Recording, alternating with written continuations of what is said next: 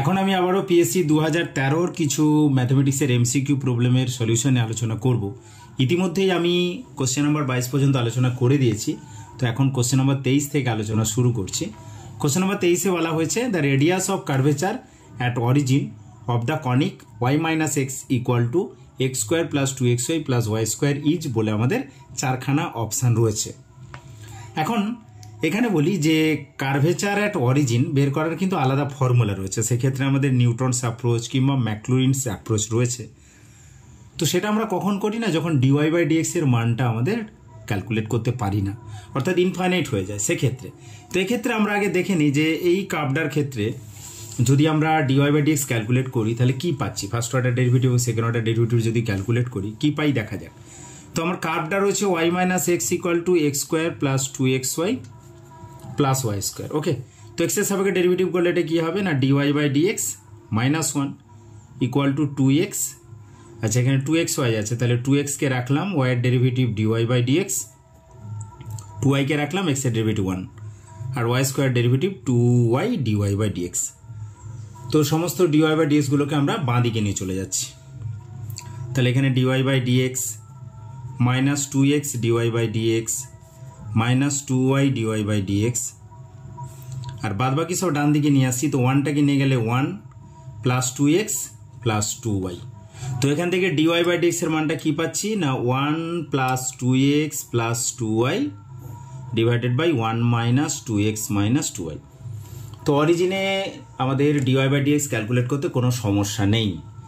আচ্ছা, আমি এখানে একটা কাজ করে নেই, ডিওয়াই বাই ডিএক্স অরিজিন অর্থাৎ 0 0 পয়েন্টে ক্যালকুলেট করলে কি পাবো, 1 plus 0 plus 0 by 1 minus 0 minus 0 অর্থাৎ 1 পেয়ে যাব।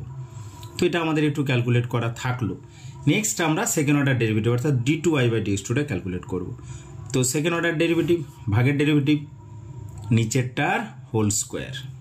ওকে, তো নিচেরটা ইন্টু উপরটার ডেরিভেটিভ, তো উপরটার ডেরিভেটিভ হচ্ছে 2 plus 2 into dy by dx minus উপরেরটা অর্থাৎ 1 plus 2x plus 2y into নিচেরটা ডেরিভেটিভ, 1 এর ডেরিভেটিভ 0, এটা হচ্ছে minus 2 into dy by dx. Okay, তো আমরা অরিজিনে বের করতে চাই, তাহলে d2y by dx2 at origin অর্থাৎ 0 0, তাহলে x এর জায়গায় 0, y এর জায়গায় 0 বসাবো, আর ডিওয়াই বাই ডিএক্স এর মানটা আমরা যেহেতু 1 পেয়েছি তাই 1 বসিয়ে দেবো।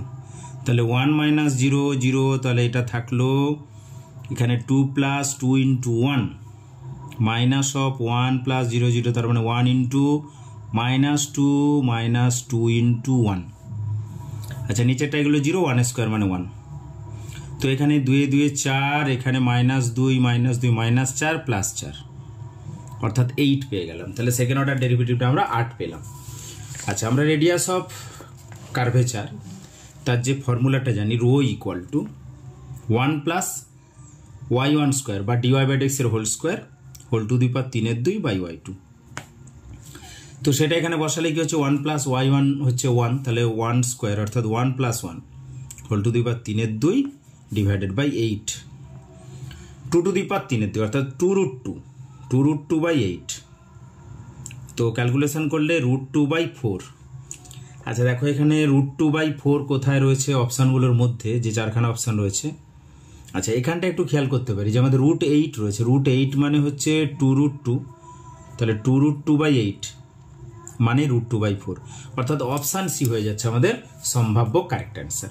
তো এইভাবে আমরা আমাদের 23-এর দাগের অঙ্কটার সমাধান করতে পারি। নেক্সট আরেকটি প্রবলেম রয়েছে সেন্টার অফ কার্ভেচারের উপরে, এবং এখানে বলা হয়েছে the centre of curvature of the ellipse x square by a square plus y square by b square equal to 1 is বলে আমাদের চারখানা অপশান রয়েছে। তো অপশান দেখে যেটুকু বুঝতে পারছি আমাদের প্যারামেট্রিক ফর্মে নিয়ে যেতে হবে এবং ফাই আনতে হবে।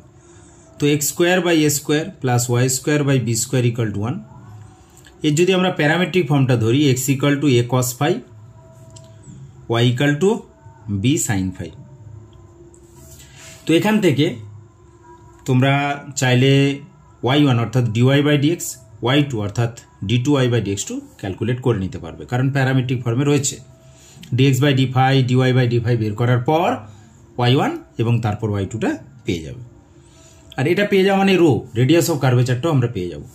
তো রেডিয়াস অফ কার্ভেচার পেয়ে যাওয়ার পর এবারে সেন্টার অফ কার্ভেচারের যে ফর্মুলা ছিল যে x bar equal to x minus y1 into 1 plus y1 square by y2 এবং y bar equal to y plus 1 plus y1 square by y2। তো এই রো না বের করেও আমরা y1 y2 বের করার মাধ্যমে এখান থেকে x বার এবং y বার পেয়ে যাব। তো এটা একটু বড় প্রবলেম, তোমরা যদি ক্যালকুলেট করো, জাস্ট নিয়ম মেনে যদি ক্যালকুলেট করো, অর্থাৎ dx by d phi dy by d phi তারপর y1 এবং y2 বের করার পর এই ফর্মুলাতে বসিয়ে দিলে পারে x বার বের করলে চলবে, সেখান থেকে আমরা মোটামুটিভাবে y বারটাও বলে নিতে পারবো।